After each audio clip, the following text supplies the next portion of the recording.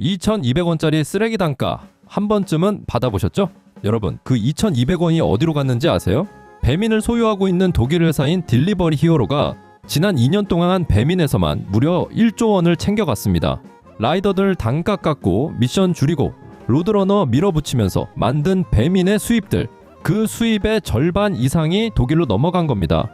근데 이제 그것도 모자라서 아예 배민이 회사를 팔아야 될 지경에 이르렀습니다. 그것도 중국 기업한테요. 여러분들, 이거 그냥 넘어가시면 안 됩니다. 오늘 이 문제 제가 제대로 파헤쳐 드리겠습니다. 배민 매각설, 이게 어제 오늘 나온 얘기가 아닙니다. 몇 년 전부터 계속 찌라시가 돌았어요. 배달 커뮤니티 같은데 항상 나오는 이슈였죠. 배민 팔린다더라, 중국 기업이 산다더라. 근데 그때마다 그냥 소문으로 끝났습니다. 하지만 이번엔 다릅니다. 배민을 갖고 있는 독일 회사 딜리버리 히어로가 배민을 팔 수도 있다, 여러 가능성을 검토하겠다고 직접 발표했습니다. 2025년 12월 9일 주주들한테 보낸 공식 문서에 적혀있는 내용입니다. 소문이 아니라 회사가 직접 말한 거죠. 그래서 오늘 이 내용을 제대로 알아볼 필요가 있어요. 그러면 왜 하필 지금일까요? 이걸 이해하려면 숫자를 봐야 합니다. 감정이 아니라 숫자로 봐야 그림이 보여요. 배민이 2024년에 번 돈 매출 4조 3,226억 원입니다. 영업이익은 6,408억 원이에요. 영업이익률로 따지면 14.8%입니다. 순이익도 4,593억 원이나 됩니다. 이 정도면 엄청난 돈이죠. 웬만한 상장사도 부럽지 않은 수익률이에요. 6,400억이면 뭘 할 수 있냐? 손흥민한테 연봉으로 30년을 줄 수 있는 돈이죠. 그러면 이렇게 잘 버는 회사를 왜 파냐? 여기서 좀 충격적인 숫자가 나옵니다. 2023년에 딜리버리 히어로가 배민에서 배당으로 가져간 돈 4,127억 원입니다. 그리고 2024년에는 자사주 소각이라는 방식으로 5,372억 원을 또 가져갔어요. 자사주 소각이 뭐냐? 쉽게 말해서 배민이 본인들의 회사 주식을 없애면서 딜리버리 히어로라는 주주한테 돈을 돌려주는 거예요. 결국 이렇게 배민이 번 돈이 모회사 딜리버리 히어로로 다시 한번 빠져나갔습니다. 그래서 딜리버리 히어로의 2023년의 배당 수입과 2024년의 자사주 소각 수입을 합치면 얼마죠? 총 9,500억 원입니다. 2년 동안요. 무려 1조 가까운 돈이 독일로 넘어간 거예요. 지금 이 영상 보시는 분들 중에 2,200원짜리 콜 안 받아보신 분 없으시죠? 그 2,200원이 모여서 만든 영업이익, 그걸 모회사 딜리버리에게 배민이 갖다 바치는 구조예요. 근데 이렇게 보니까 한편으론 대단하네요. 정말 그 짤짤이 모인 게 9,500억이 된다고 생각하니까 기업은 기업입니다. 어쨌든 다시 돌아와서요. 그러면 왜 이렇게까지 뽑아갈까요? 딜리버리 히어로가 빚이 많습니다. 전 세계의 배달 회사를 엄청 사들였거든요. 공격적으로 확장했어요. 그러다 보니 부채가 쌓였고 주주들한테 압박을 받고 있습니다. 빚 갚아라, 현금 만들어라, 주가 왜 이 모양이냐, 이런 압박이요. 그래서 자회사들을 하나씩 정리하고 있는 겁니다. 처음에는 딜리버리 히어로가 대만 푸드판다를 우버이츠에 매각하려고 했어요. 문제는 대만 배달앱 시장이 사실상 푸드판다와 우버이츠 둘이서 양분하고 있었다는 겁니다. 이 둘이 합쳐지면은 대만 배달앱 시장을 사실상 독점하게 되니까 대만 공정위에서 승인을 안 해준 거죠. 그래서 딜리버리 히어로가 매각할 자회사 중 그다음 타자가 배민이 된 겁니다. 왜 배민이냐? 딜리버리 히어로 입장에서 아시아 사업 중에 배민 비중이 60에서 70%입니다. 가장 큰 덩어리인 거죠. 그러니까 배민을 팔아야 딜리버리 히어로 입장에서는 현금이 확 들어오니까요. 근데 여기서 한 가지 더 봐야 할 게 있습니다. 딜리버리 히어로 실적을 보면요, 유럽이랑 아메리카는 20%대로 성장하고 있어요. 장사가 잘 되고 있다는 거죠. 근데 아시아만 역성장입니다. GMV가 상반기에만 10.4% 빠졌어요. GMV가 뭐냐? 거래액이에요. 앱에서 결제된 총금액이요. 배민이 아시아의 대부분의 점유율을 차지하고 있는데 아시아가 역성장이 나왔다는 건 본사 입장에서는 배민을 가지고 있어야 할 매력이 떨어지고 있다는 뜻이죠. 기업 입장에서는요, 성장하는 시장에 집중하고 싶은 거죠. 그래서 딜리버리 히어로 입장에서는요, 한국의 배민은 이제 정리 대상이 된 겁니다. 그러면 배민의 가치가 떨어진 걸까요? 여기서 좀 복잡해집니다. 숫자를 하나씩 뜯어볼게요. 배민이 아직 한국 1위인 건 맞습니다. 2025년 4월 기준 MAU가 2,175만 명이에요. MAU가 뭐냐? 한 달 동안 앱을 쓴 사람 수예요. 2천만 명이 넘으니까 여전히 압도적이긴 합니다. 여기까지만 보면 배민 아직 건재하네, 이렇게 생각하실 수 있어요. 근데 여기서 반전이 있습니다. 쿠팡이츠가 무섭게 치고 올라오고 있어요. 격차가 빠르게 줄어들고 있습니다. 서울 일부 지역에서는 이미 쿠팡이츠 결제액이 배민을 넘어섰어요. 1위 자리를 내준 상권이 생긴 거죠. 매일 앱을 쓰는 헤비 유저 비율도 작년 대비 많이 떨어졌습니다.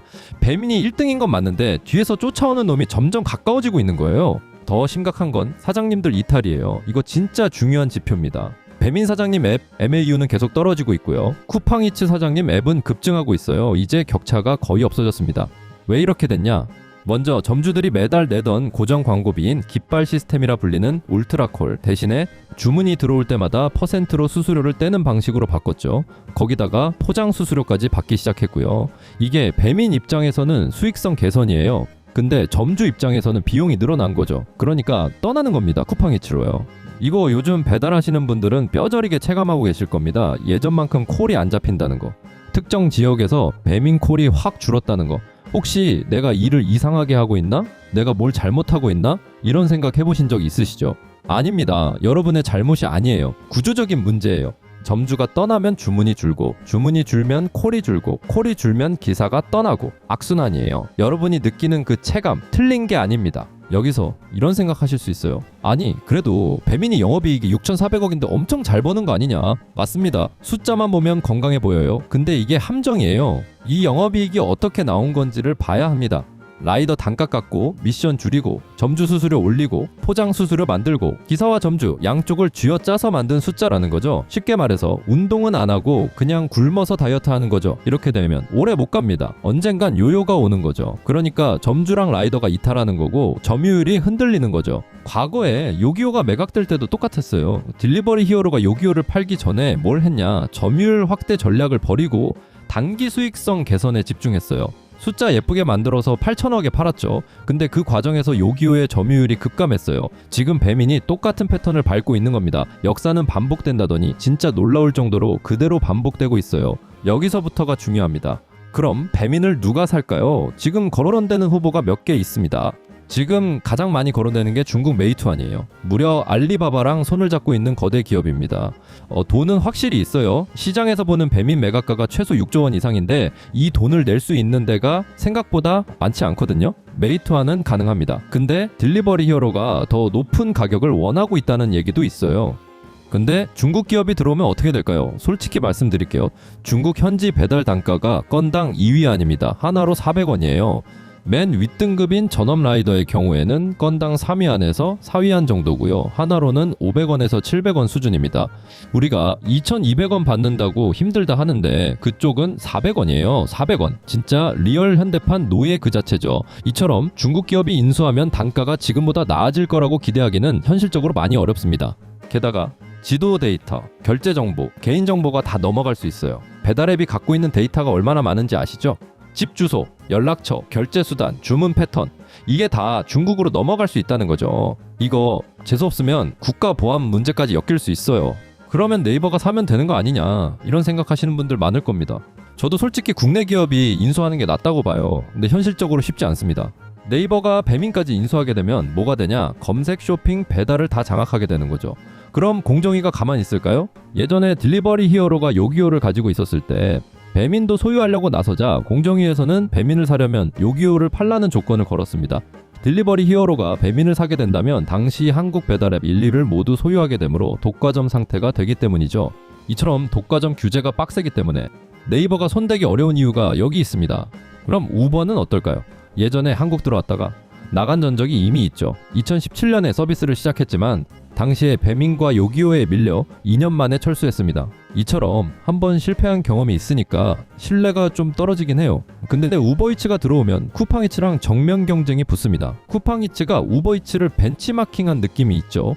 원조랑 후발주자가 붙는 거죠. 이게 좀 재밌는 그림이긴 하겠네요. 만약 경쟁이 붙으면 다시 한번 뜨거운 라이더 유치전이 벌어집니다. 그러면 단가가 올라갈 가능성도 있어요. 물론 확신할 수는 없습니다. 근데 경쟁이 없는 것보다는 낫죠. 라이더들한테는 플랫폼 간의 치열한 경쟁이 붙어야 유리하니까요.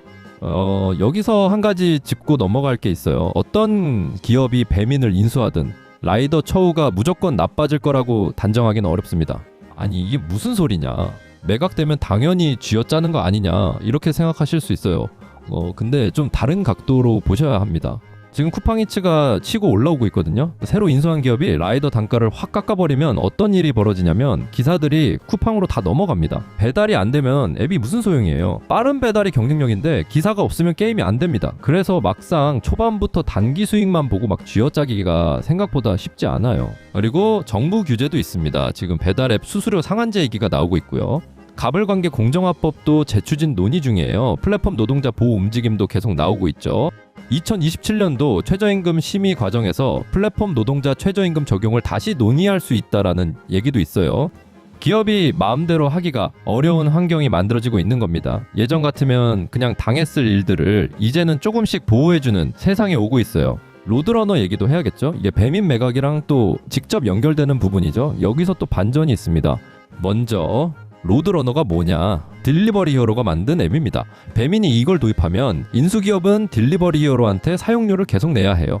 앱을 쓰는 한 계속료. 그러니까 매각 전에 로드러너를 빨리 깔아놓으려는 거예요. 깔아놓고 팔면 앱 사용료라는 이름으로 연금처럼 돈이 들어오니까요. 이게 무슨 구조냐? 회사는 팔았는데 돈은 계속 받는 거예요. 진짜 기가 막힌 장사죠. 장사에 신이 따로 없어요. 그래서 지금 로드러너 도입을 빠르게 밀어붙이는 거라고 보는 시각이 많습니다. 근데 이게 인수자 입장에서는 리스크예요. 생각해보세요. 아직 검증도 안 된 시스템을 받아서 매년 사용료까지 내야 합니다. 아직 전국적으로 시행도 안 됐잖아요. 이런 걸 인수자가 선뜻 받아들이겠어요? 그래서 로드러너가 오히려 배민의 매각 가치를 떨어뜨릴 수 있다는 분석도 있습니다. 매각 협상 과정에서 로드러너가 어떻게 될지는 지켜봐야죠. 인수기업이 로드러너를 버리고 새 시스템을 만들 수도 있습니다. 그러면 또 라이더들은 새롭게 적응해야겠죠. 어느 쪽이든 우리한테 편한 상황은 아니에요. 근데 적어도 로드러너가 영원히 계속된다고 단정할 필요는 없습니다. 저는 이렇게 생각합니다. 솔직하게 말씀드릴게요. 국내 기업이 인수한 게 낫습니다. 네이버든 신한이든 어디든요. 규제 대응도 빠르고 최소한 데이터가 해외로 넘어가는 건 막을 수 있으니까요. 근데 현실적으로 국내 기업이 살 가능성이 높지 않아요. 독과점 규제 때문에요. 그러면 해외의 기업이 사겠죠. 중국 기업이 사면 최악이에요. 단가 문제도 있고 데이터 문제도 있고. 근데 돈은 중국이 제일 많아요. 씁쓸하지만 현실이 그렇습니다. 근데 여기서 진짜 중요한 게 있습니다. 이런 규제들이 저절로 생기는 게 아니에요. 누군가가 목소리를 냈으니까 생긴 거죠. 차가운 현실입니다만 자본가들은 알아서 잘해주지 않습니다. 기대해서는 달라지는 게 없을 거예요. 라이더들이 적극적으로 요구하지 않는 한 바뀌는 건 없을 거예요. 예전에 배달 플랫폼 처음 생겼을 때를 생각해보세요. 그때는 사람들이 뭘 요구하지 않았어요. 아무것도 안 했죠. 그저 플랫폼을 통한 새로운 일자리의 형태를 그냥 무작정 다 받아들였어요. 장기적으로 그런 것들이 쌓여 지금 이 구조를 만든 거죠. 이번 매각도 마찬가지예요. 우리가 가만히 있으면 우리한테 유리한 방향으로 흘러가지 않습니다. 인수 초반이 중요해요. 모든 인수의 역사가 그랬습니다. 처음 6개월에서 1년 사이에 방향이 정해지고 그게 그대로 굳어져요. 이후로는 솔직히 크게 안 바뀌어요. 그래서 초반에 집단에서 어떤 목소리를 내느냐가 앞으로 몇 년을 결정한다고 생각합니다. 그렇다고 당장 뭘 하라는 건 아니에요. 노조 가입해라, 시위해라, 적극적으로 활동해라 이런 얘기가 절대 아닙니다. 근데 최소한 이런 흐름은 알고 있어야 한다는 거죠. 아, 내가 하는 일이 지금 이런 상태가 돼가는구나. 이런 거요. 뭐가 어떻게 돌아가는지를 알아야 대응이라도 할 수 있으니까요. 아무것도 모르면 억울한 일을 당해도 나중에는 그게 억울한 건지도 모르는 상태가 돼요. 배달판이 망가지지는 않을 거예요. 이건 확실합니다. 전 국민이 쓰는 앱이고 수십만 명의 생계가 걸려 있기도 하고요. 정부도 이걸 그냥 망가뜨리지는 않을 거예요. 정부가 배달 라이더 같은 플랫폼 노동자 보호 입법을 추진하는 것도 같은 맥락이에요. 최소한의 보호는 하겠다는 거죠. 자, 오늘은 최근 이슈로 떠오르는 배민의 매각 관련 내용에 대해 알아봤는데요. 오늘 제가 준비한 내용은 여기까지입니다. 오늘 영상이 도움이 되셨다면 구독과 좋아요를 부탁드립니다. 항상 안전운전하십시오.